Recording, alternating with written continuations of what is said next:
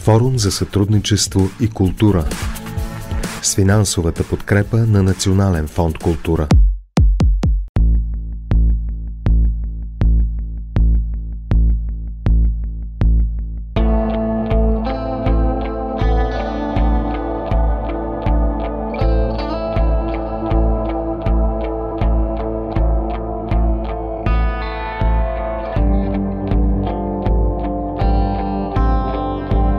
В това предаване се намираме в регионалния исторически музей на Шумен, който е интересен с това, че експлоатира много обекти, огромна територия за разбиранията на България, но от няколко месеца посетителите могат да видят една много интересна зала. Това е последната ви обновена експозиция.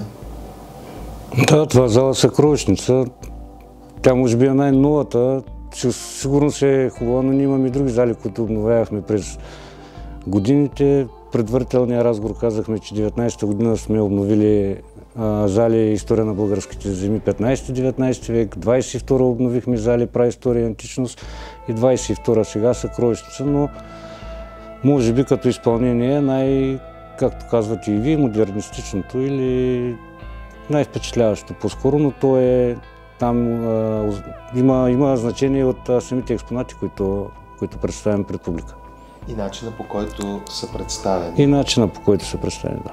Интересен е екипа, който е разработил идеята и е осъществил за тази зала.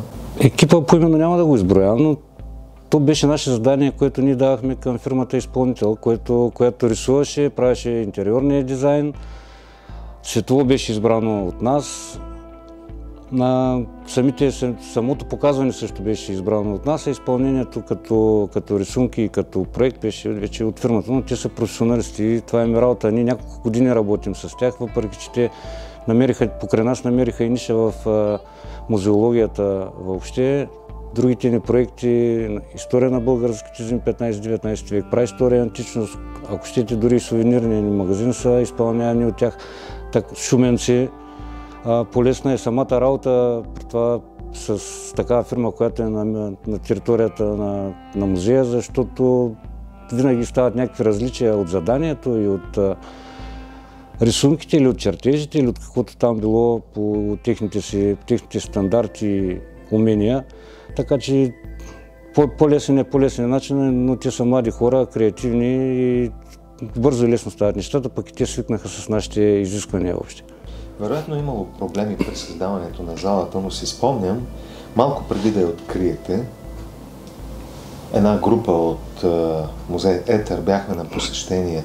Вие ни показахте не в съвсем завършен вид и очевидно бяхте удовлетворен. Аз не бях удовлетворен, че колегите, които дойдоха по събитието, не можаха да видят завършената зала, но иначе като изпълнение, то се случи 2 седмици след това, след като сте били на место при нас, но бях удовлетворен наистина, въпреки че имаше и кусури, които трябваше да се отстранят и все още има някои такива, но тях ние си ги знаем и с течение на времето ще ги отстраним със сигурност и ще завърши на 99% фактически залата е готова и те не се виждат от обикновените посетители. Може би колеги биха обърнали внимание, но самото показване и самите материали, пак повтарям, е достатъчно впечатляващо, човек да обръща внимание на някакви дребни забележки, които би могло да има.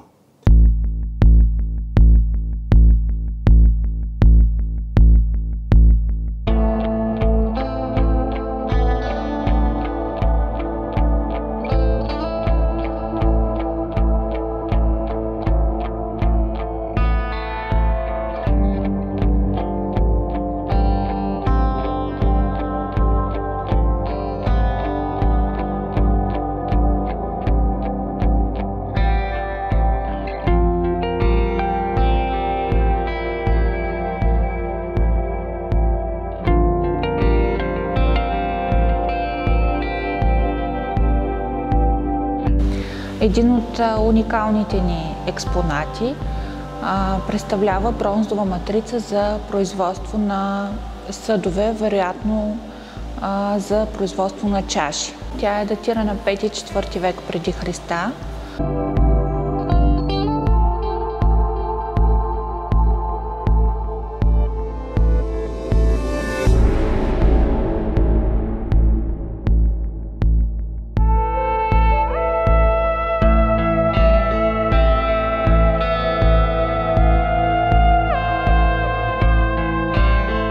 Самата бронзова матрица, върху нея се полага тънък златен лист, който след това с съответните инструменти се получава релефа.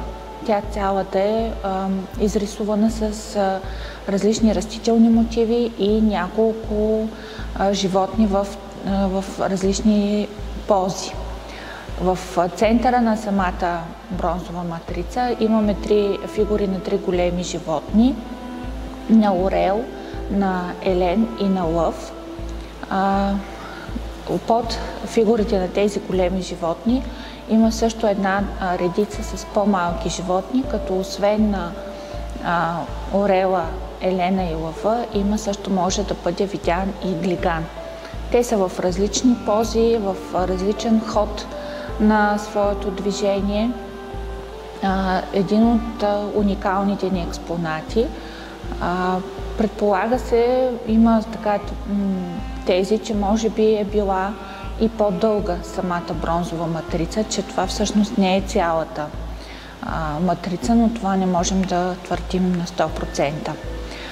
Този експонат е един от уникалните ни експонати, с който се гордее нашият музей. Доста често гостува в изложби извън музея, като една от последните години беше включен в голямата световна изложба за тракийското наследство, която беше организирана от Лувъра в Париж, и той представи всъщност и нашият музей беше включен и с предметите въобще от цяла България. Беше избран и този експонат, който да представи наследството на траките.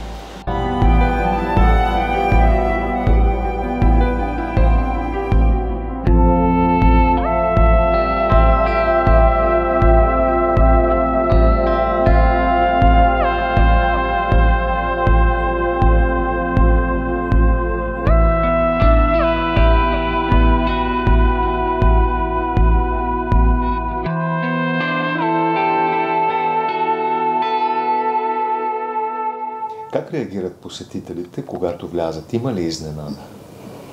Да, има изненада, въпреки че някои хора са направили няколко транзакции, тук те наречено са минали през това и казват къде бяха тия неща. Тук си бяха. Всичките си бяха там. Но сега показани по различен начин и явно не са правили толкова много впечатления, ама културните ценности са едни същи. Тя залата беше правена, не се спомням, 90-те години, още първата или може би началото на този век.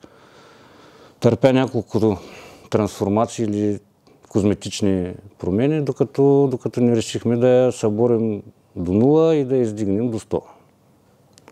Което чак толкова не е сложен процес.